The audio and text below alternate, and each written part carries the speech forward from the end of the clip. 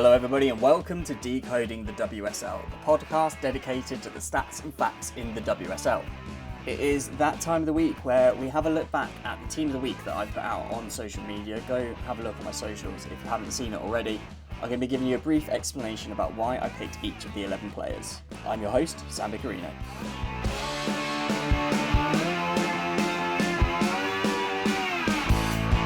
Yes, hello listener and welcome to another episode of Decoding the WSL where, as I mentioned, we're going to be going through the 11 players that I picked in my team of the week this week for game week 6. If you haven't seen it yet, go have a look on my socials at Stattorino, either on Instagram or X or Threads.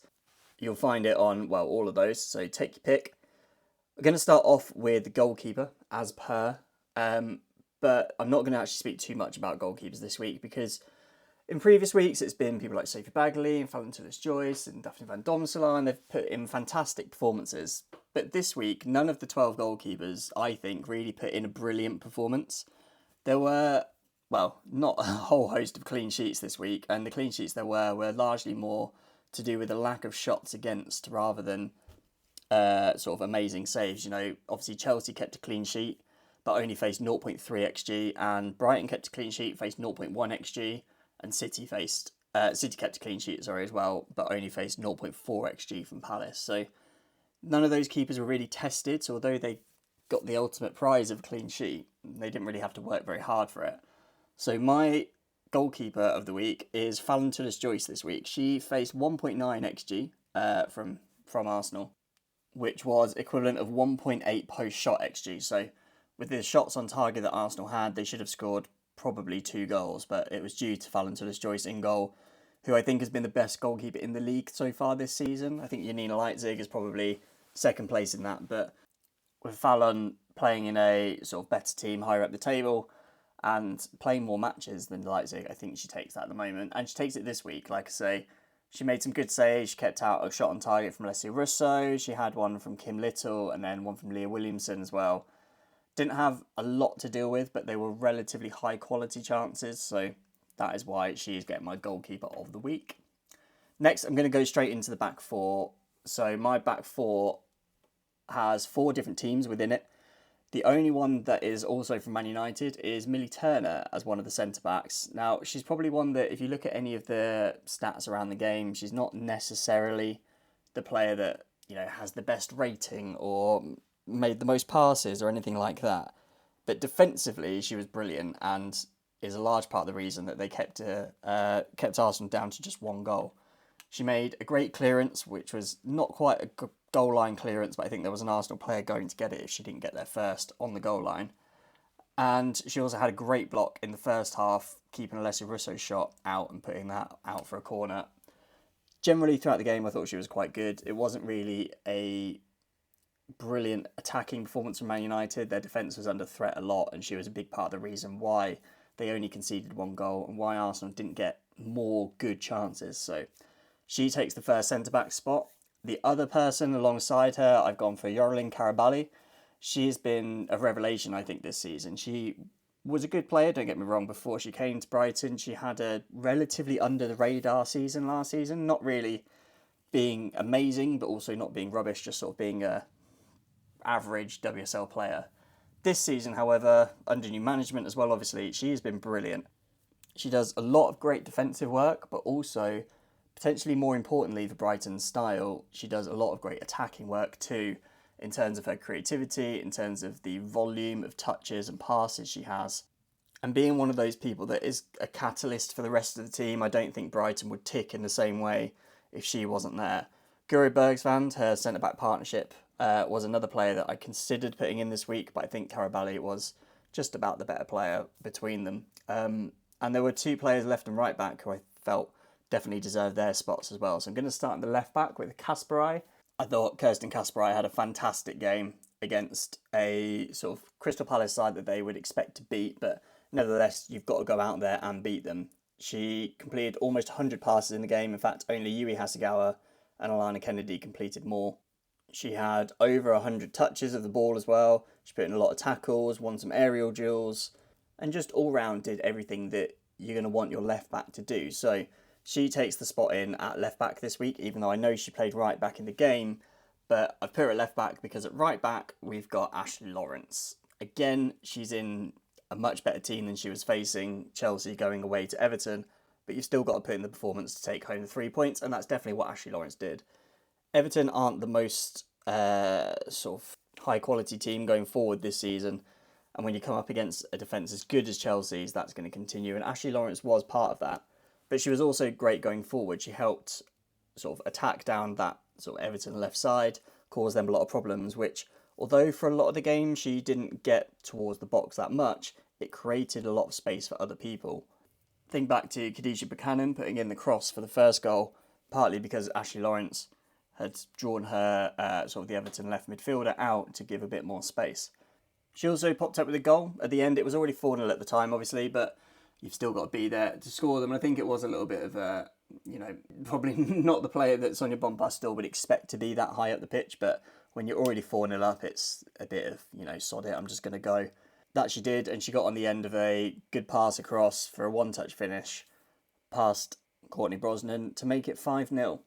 And yeah, I just thought her all-round play was very good, as well as getting on the score sheet. So she deserved the final spot in the back four. So that is the goalkeeper and the back four covered. We'll get on to the midfield four and the front two after this quick break.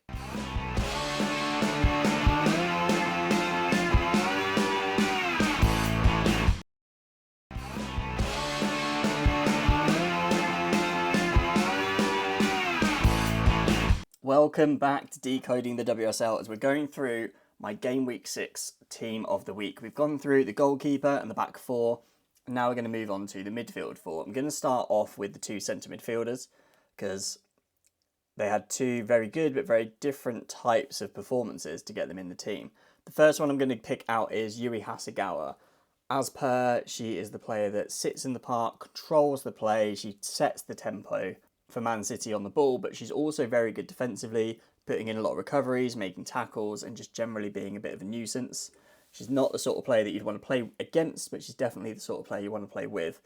And she showed that performance again at Crystal Palace. Palace actually have been quite good going forward this season. I think better than people expect because, they're the team that have just come up, but they scored a lot of goals in the Championship last season. They may have lost their main striker from last year to injury, but they've been good this year going forward, especially think about Annabelle Blanchard and Kate Stengel and people like that.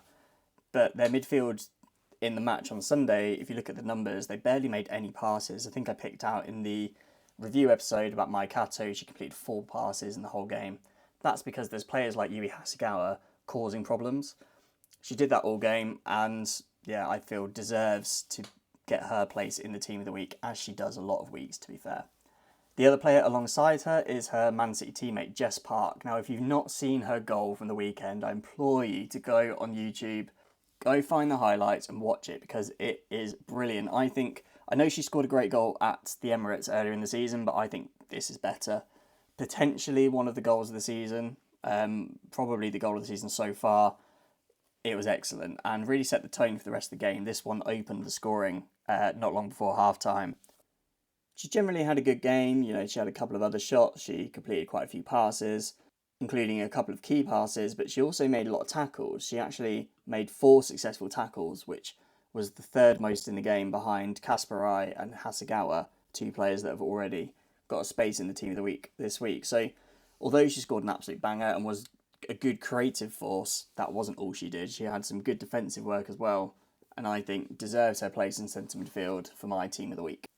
Now, on to the left and right mid, and similar to the left and right back, where Kasparai is being played out of position for a reason, I've got this again. So I've got Guro Reiten on at right mid. I know she played left mid in the game, but we'll get to that in a moment about why she's on the right. She had a great game. She obviously contributed to the goals, sliding in to get Chelsea's third just before half-time on the end of a Sioka Nuskum ball. I thought she was one of, maybe even the best player on the pitch in this game, and really caused Lucy Hope, the Everton right back, a lot of problems throughout. So I felt that she was a easy pick to go in the Team of the Week. On the left-hand side, however, was a player that was even easier to put in the Team of the Week, and it is the player that I'm giving my Player of the Week to. It is Taylor Hines. She recently had her international debut. She's declared as a Jamaica player now. Went out with them for the first time last week and now has come back in the first game back, scored 2 goals in a 2-1 win from left wing back to get the win for Liverpool away at Aston Villa. Aston Villa are a team that they haven't had a good start to the season, let's be honest, but they've got a lot of really good players there. They've got what was Liverpool's talismanic player in Missy Kearns, and they're not really looking like they're any weaker without her, which I find quite surprising given her quality. But Taylor Hines really dominated that Liverpool left versus Aston Villa right battle. Katie Robinson was the player up against her for the first half at least, but that is where Taylor Hines did her damage. She got 2 goals in the first half, both times from a Liverpool attacking down the right, crossing it in. One time aimed at Hines, one time aimed at Kiernan, who couldn't get to the ball, but Taylor Hines beat Katie Robinson to the ball both times. First time, to be honest, she was basically unmarked. Second time, she just wanted it more. Got there first, got her 2 goals, and that was enough to give Liverpool a lead that Aston Villa couldn't get back from. They did obviously manage to get one back in the second half, but due to, well, generally the team, but also partly Taylor Hines' defensive work, they managed to hold on. Taylor Hines put in 11 tackles in the game and was successful with all of them. I mentioned in the review pod that no other player actually made more than 4 tackles in the game, so it wasn't just the fact that she was getting on the end of some crosses and scoring a couple of goals. She was actually doing some defensive work as well and keeping her team in the game, I guess, through her defensive work as well. So definitely in my team of the week, and I'm giving her my player of the week. But now on to the final 2 players, the front 2, and it's 2 players that, due to the goals they scored this week, their team have come away with more points than they would have done without. The first is Alessia Russo. She was obviously going back to Leeds Sports Village to face her former club Man United, who she transferred from to her current club Arsenal.